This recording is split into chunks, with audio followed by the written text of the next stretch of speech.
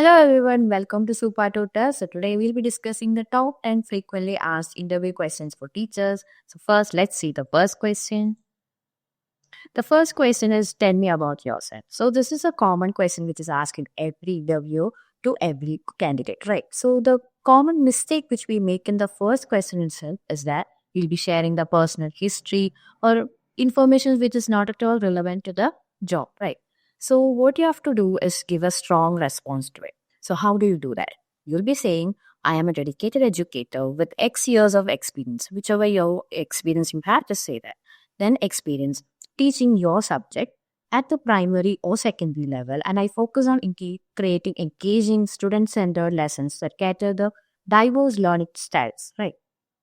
I am passionate about fostering critical thinking, collaboration, and continuous learning among my students. So this is how you will be saying your answer.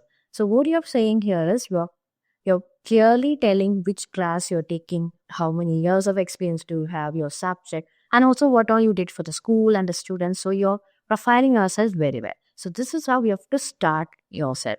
You have to explain yourself in a strong way. Okay. So next one will be, what is your greatest weakness? So what people usually do here is they make a mistake like saying a cliche response like I'm a perfectionist or sharing a weakness that actually raises a red flag about your teaching ability. So what you have to do is give a strong response like I used to find managing large classrooms challenging, but I improved by adopting clear routines and using technology tools like class management apps to keep the students engaged and organized. That is, you're telling a weakness, but you're also giving a proof that you improved. Okay, this is how you have to say.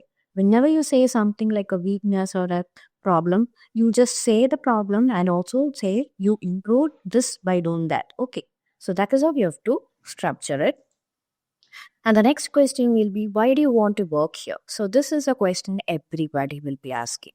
So what you have to do is don't give a generic answer like it is because of the job security or the school's reputation without doing any research. What you do is you go for the website or the site of the school and check the school's mission statement, recent achievements, the educational approach before the interview. Okay, you do dig up all about that school and find out their initiatives or programs which will genuinely interest you and prepare a strong response according to that interest. Okay, you go through the school's things and understand what the school is doing now.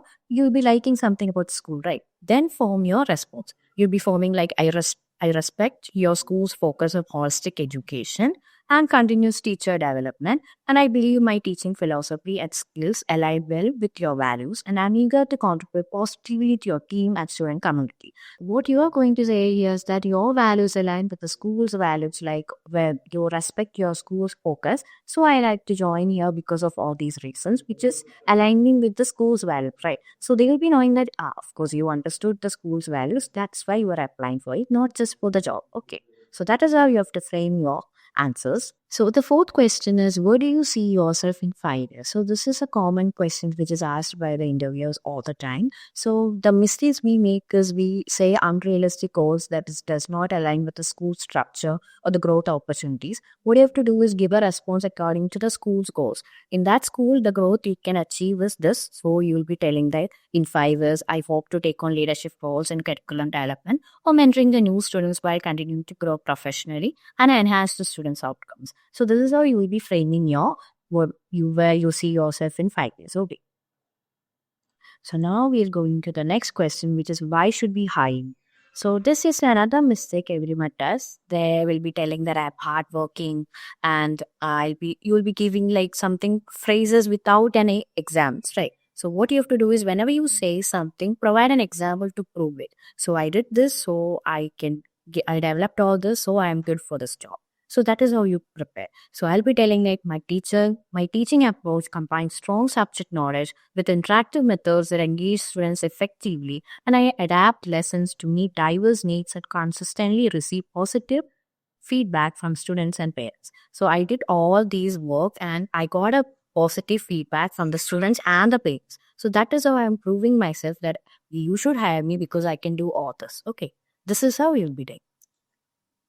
The next question is, how do you handle conflicts during online teaching? So as it is 2025, everyone will be asking at least one question that is based on online teaching. So you should be prepared with that also. So whenever something class doesn't happen or something happens to the classrooms, you'll be asked to do a online teaching, right? So there will be a conflict coming on, and how do you handle that? So the majority of the things are discussed here. So you can just refer this and go for the interview.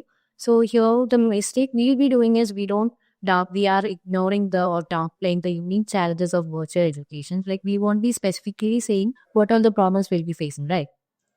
Instead of that, just give a strong response like online teaching presents unique challenges like technical issues, reduce students' engagement, but I've prepared backup plans for all these problems. And whenever a conflict arises, I address them and I will work my best to understand the student's circumstances and decide fair. Okay, so this is how you are giving a strong response. You'll be understanding all the problems. I know these problems will be there and I have a backup plan, and I'll be doing all this according to the student's situation, and I will be coming up with the solution. So this is how you'll be presenting yourself. Okay.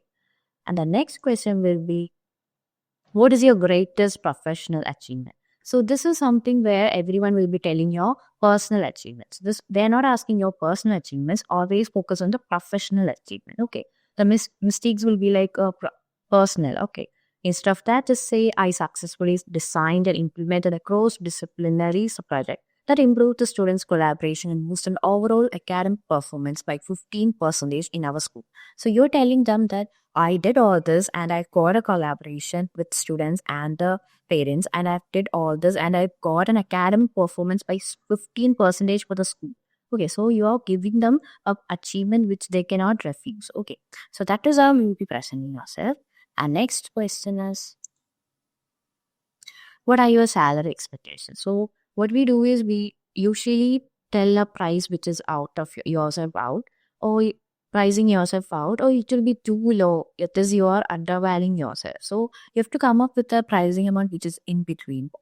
You'll be like, based on my experience and typical salary range in this region, I expect compensation in the range of rupees 30,000 to 50,000 per month, but I'm flexible and open to further discussion. So this is how you'll be telling them, because it is like a medium. You are not saying too much or you are not saying too low. So you always keep up a medium. Okay.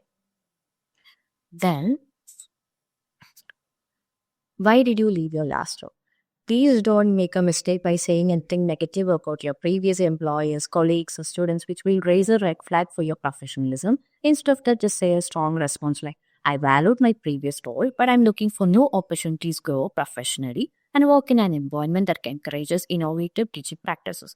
So you are telling that I value all this. I used to value my previous role, but there was no growth opportunity. So I was going to look for no growth opportunities, which I got here, and I'll be telling that here. Okay. So that is how to say that why did you leave your last job? And next question is, what are your strengths? So the common mistake you again say is about personal strengths. Instead of that, go for the professional strength. I am particularly strong in adapting lessons to students' different learning style. For example, I incorporate visual aids, group discussions, and project-based learning. My lessons more inclusive and effective, right?